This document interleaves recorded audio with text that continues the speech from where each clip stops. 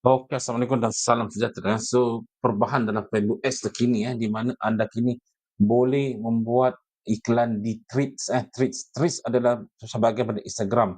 So, dia macam chatting group lah, okey. So, artinya sekarang kini anda boleh membuat iklan tersebut. Dia baru bermula pada bulan ini, okey. So, di mana terletaknya? So, pertama jika anda membuat iklan di Facebook Ads, anda boleh pilih nak atau tak nak. So, di bahagian audience di sini sebagai contoh saya tunjukkan, ni dia. Interest ads interest okey saya pinjam ni.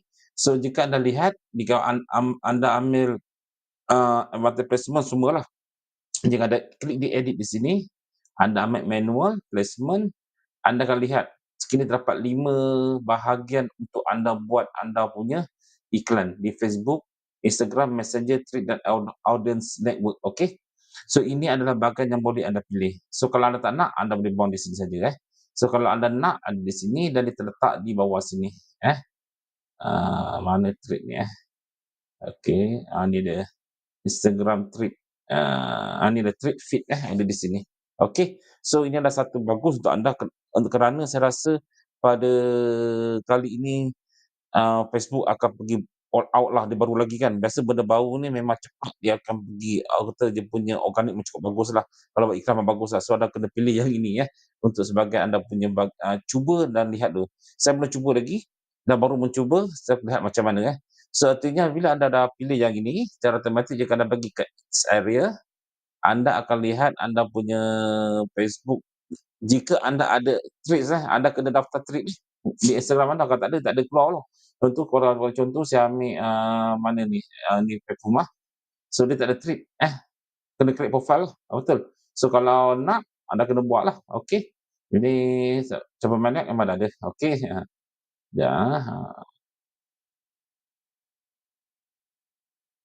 kita game mana, ni dia, okey.